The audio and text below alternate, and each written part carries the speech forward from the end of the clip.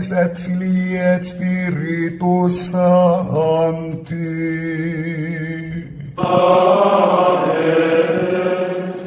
Dominus vobiscum.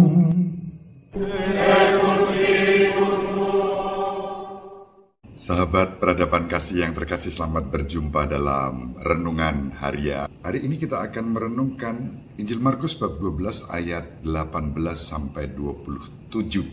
Dalam Injil hari ini diwartakan kepada kita, inti pewartaannya adalah bahwa Allah kita adalah Allah yang hidup. Itu yang diajarkan oleh Yesus.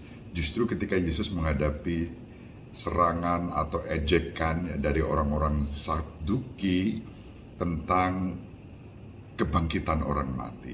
Orang-orang Saduki tidak percaya akan adanya kebangkitan orang mati.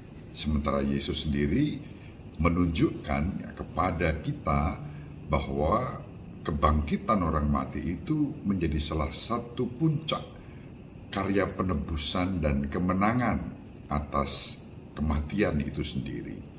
Dalam karya publiknya, Yesus beberapa kali membangkitkan orang mati. Anak Yairus misalnya dibangkitkan, tidak lama sesudah kematiannya, Yesus menjamah dan membangkitkannya. Kemudian Yesus membangkitkan pemuda dari Nain. Janda dari Nain mempunyai satu-satunya anak dan mati dan siap untuk dimakamkan, dan Yesus mendekati keranda yang membawa jenazah pemuda itu dan Yesus membangkitkan pemuda itu. Lalu yang paling dahsyat adalah ketika Yesus membangkitkan Lazarus yang sudah 3 hari dimakamkan, dan Yesus membangkitkan Lazarus. Kisah-kisah kebangkitan itu membuat banyak orang percaya kepada Yesus sebagai wajah kerahiman Allah yang hidup. Tetapi orang-orang Saduki tidak percaya. Dan ketidakpercayaan itu membuat mereka hanya menggunakan logika manusiawi, mengurung kemahakuasaan Allah dalam pikirannya sendiri, membatasi kemahakuasaan Allah yang hidup dalam tempurung pikiran mereka yang terbatas. Dan karena itu, apa yang dikatakan oleh orang-orang Saduki mengenai kalau ada orang menikah lalu mati tanpa meninggalkan anak, lalu adiknya menggantikan kakaknya dan seterusnya sampai 7 bersaudara itu menikahi putri yang sama. Lalu mereka bertanya, kalau ada kebangkitan badan, siapa nanti yang akan menjadi suami dari putri itu, dari perempuan itu? Logikanya tidak nyambung ya dengan logika belas kasih Allah dan Allah sebagai Allah sumber kehidupan, sebagai Allah orang-orang hidup dan bukan Allah orang-orang mati.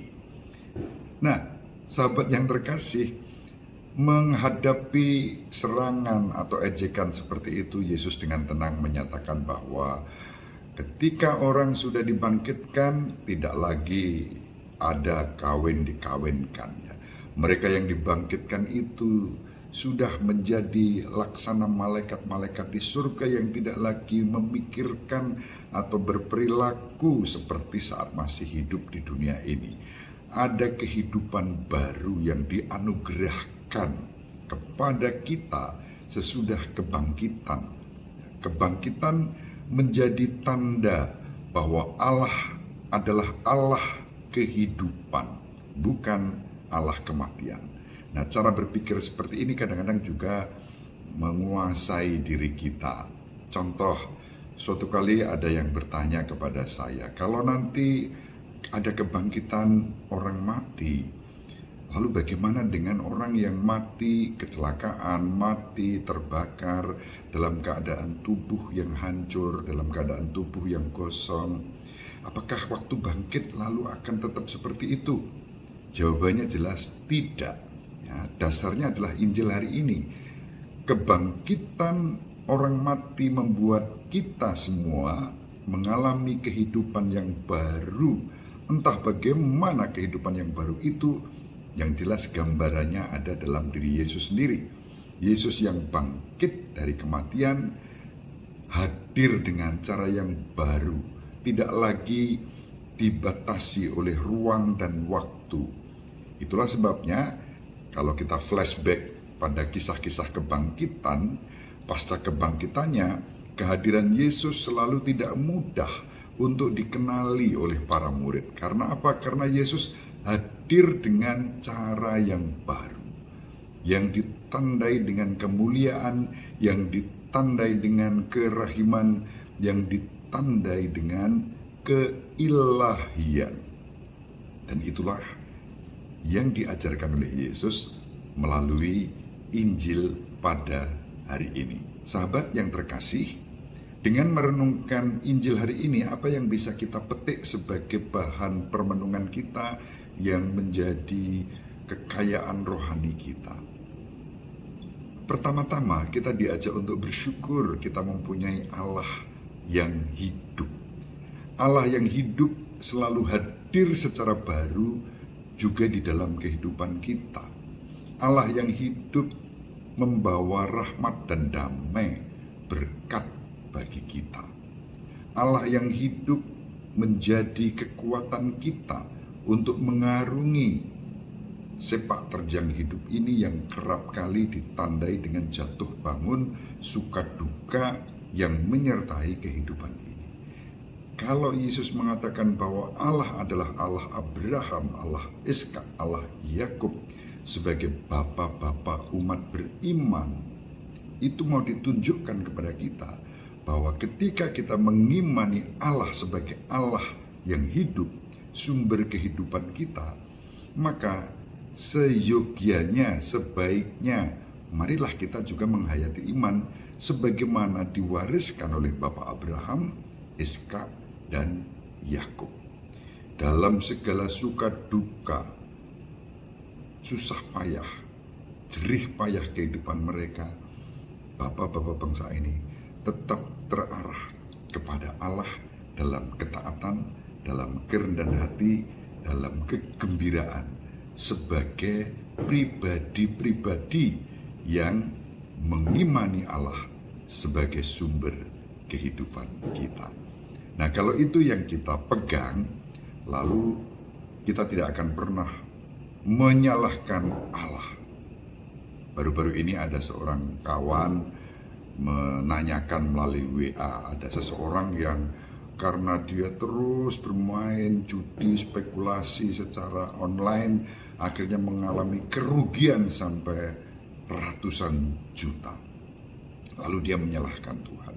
Tuhan dianggap sebagai yang tidak mau peduli. Ya, bukan Tuhan yang tidak peduli. Nah, kesalahan diri sendiri tidak bisa kemudian ditimpakan Tuhan yang harus bertanggung jawab. Yang benar adalah, mari kendati segala kerapuan dan kelemahan kita tetap percaya mengandalkan Allah. Dan kalau kita mengandalkan Allah, lalu melakukan yang terbaik sekecil apapun yang kita buat untuk kebaikan itu, maka Tuhan akan melipat gandakan kebaikan itu sebagai sumber sukacita dan berkat bagi kita, bahkan bagi sesama dan semesta ini. Mari sahabat yang terkasih, kita saling mendoakan agar kita semakin diteguhkan di dalam iman kepercayaan kita pada Allah yang hidup, sebagaimana diwartakan oleh Yesus Kristus. Bahkan Yesus Kristus sendiri menjadi pola kehidupan kita dalam mengimani Allah sebagai Bapa yang Maha Pengasih dan Penyayang, Bapa sumber kehidupan kita. Barang siapa percaya, kata Yesus, dari dalam hatinya akan memancar sumber kehidupan itu. Semoga iman kita diteguhkan. Ibu Maria mendoakan kita, Bapak Yosef merestui kita. Semoga sahabatku yang terkasih dimanapun berada, bersama seluruh anggota keluarga, dibimbing, dilindungi, dan diberkati oleh Allah yang Maha Kuasa, Bapa dan Putra dan Roh Kudus. Amin. Terima kasih. Tetap semangat, salam sehat, jangan lupa bahagia. Sahabat peradaban kasih yang terkasih, sampai jumpa pada episode berikutnya. Terima kasih atas kebersamaan kita. Salam peradaban kasih ekologis, berkah dalam